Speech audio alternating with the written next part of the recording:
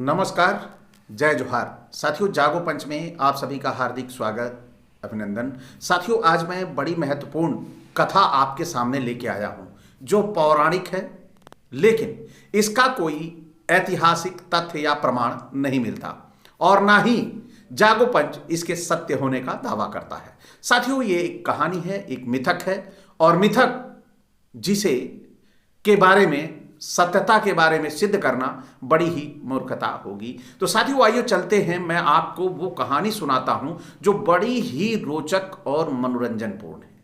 वो क्या है आप सभी जानते होंगे कि सबसे पहले आपने सुना होगा कि वाल्मीकि ने रामायण लिखी थी। उसके बाद रामायण लिखने का सिलसिला बहुत चलता रहा। लोगों ने राम कथा, रामचरितमानस, कामिल बुल्के की जो पुस्तक थी, या और भी बहुत सारे ऐसे लेखक हुए हैं, आनंद रामायण, ऐसी ऐसी बहुत सी रामायणें, सच्ची रामायण, ऐसी बहुत सारी रामायणें लिखी गई जो राम के पूरे जीवन और चरित्र के बारे में पूरा दर्शाती हैं। लेकिन साथियों, क्या आपको पता है कि सबसे पहली रामायण वाल्मीकि की रामायण नहीं थी? ऐसा मैं नहीं कह रहा हूं, ऐसा एक साइड है वह कह रही है।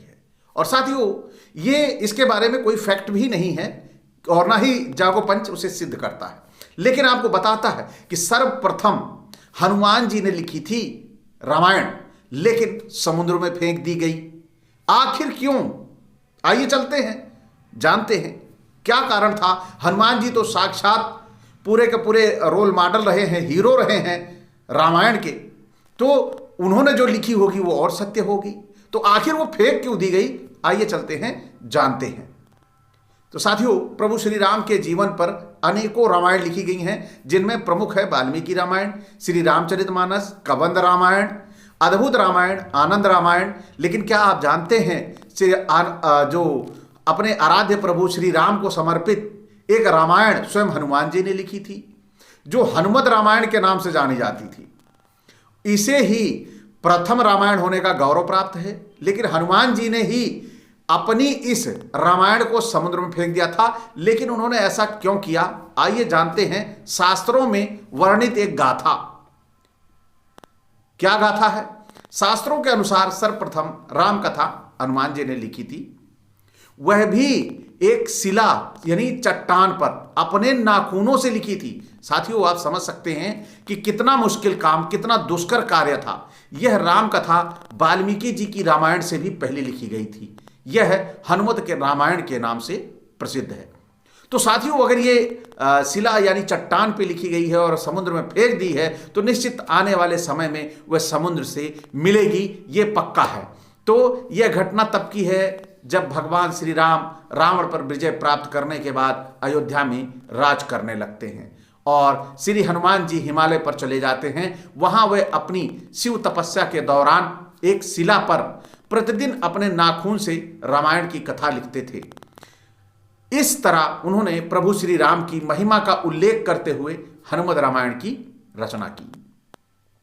कुछ समय बाद महर्षि वाल्मीकि ने भी वाल्मीकि रामायण लिखी और लिखने के बाद उनके मन में इसे भगवान शंकर को दिखाकर उनको समर्पित करने की इच्छा हुई। वे अपनी रामायण को लेकर शिव के धाम कैलाश पर्वत पहुंच गए। वहां उन्होंने हनुमान जी को और उनके द्वारा लिखी गई हनुमत रामायण को देखा। हनुमत रामायण के दर्शन कर वाल्मीकि जी निराश हो गए। वाल्मीकि जी को निराश देखकर हनुमान जी ने उनसे उनकी निराशा का कारण पूछा, तो महर्षि बोले कि उन्होंने बड़े ही कठिन परिश्रम के बाद रामायण लिखी थी, लेकिन आपकी रामायण देखकर लगता है अब मेरी रामायण उपेक्षित हो जाएगी, क्योंकि आपने जो लिखा है उसके समक्ष मेरी रामायण तो कुछ भी नहीं है।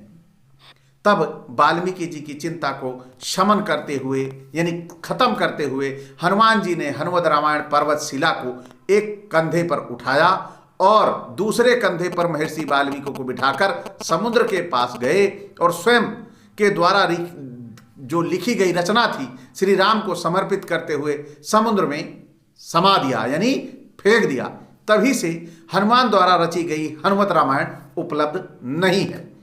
हनुमान द्वारा लिखी रामायण को हनुमान जी द्वारा समुद्र में फेंक दिए जाने के बाद महर्षि वाल्मीकि बोले कि हे राम भक्त श्री हनुमान, आप धन्य हैं। आप जैसा दूसरा कोई ज्ञानी और दयावान नहीं है। हे हनुमान, आपकी महिमा का गुणगान करने के लिए मुझे एक जन्म और लेना होगा और मैं वचन देता हूं कि कलयुग में मैं एक और रामायण लिखने के लिए जन्म लूंगा, तब मैं यह रामायण आम लोगों की भाषा में लिखूंगा। माना जाता है कि रामचरितमानस के रचयिता गोस्वामी तुलसीदास कोई और नहीं बल्कि महर्षि वाल्मीकि का ही दूसरा जन्म था।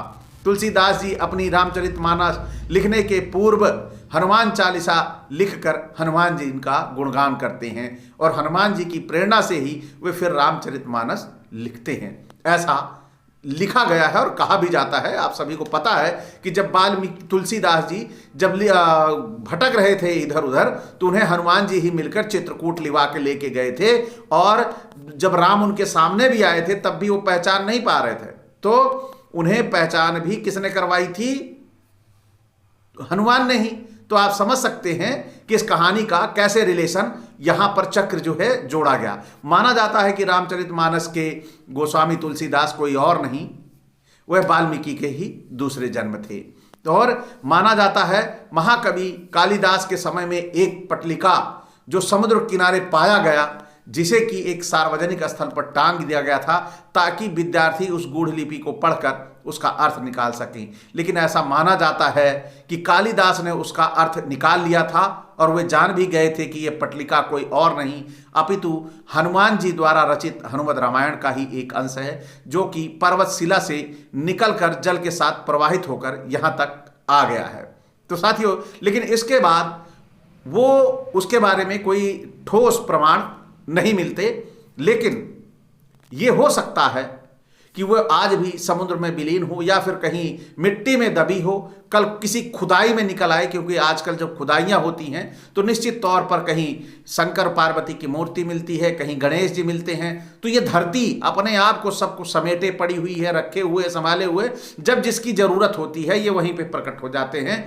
लेकिन ये प्रकट नहीं होते वहां जहां जरूरत होती है।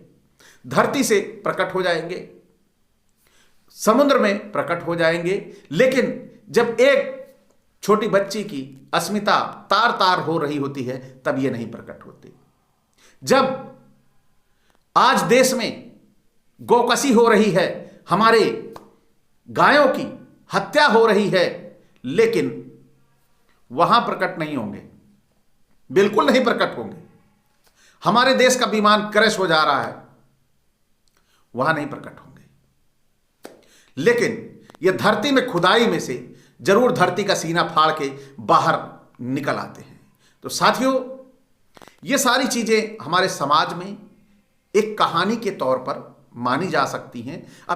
अभी हाल ही में एक पौराणिक कहानी का पात्रों का पर्दाफाश हुआ है और वह अगला वीडियो में कल दूंगा, जिससे आपको पता चलेगा कि वास्तव में हमें किस तरह से पौराणिकता के नाम पर छला गया है, बेवकूफ बनाया गया है। तो साथियों, आप सभी अंधविश्वास और पाखंड से मुक्त हों।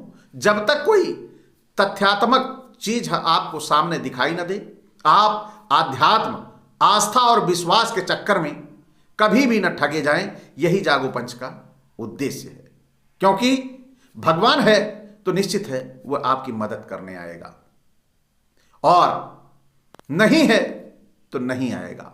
यानी आप दिक्कतों में हैं, पूरा जीवन आपने पूजा पाठ, चारों धाम के दर्शन और कुंभ का स्नान भी कर लिया है और आपके कष्ट दूर नहीं हो रहे हैं, तो आप सोचना शुरू करिए कि आखिर गलतियां कहां हैं, भगवान कितनी परीक्षा लेता है।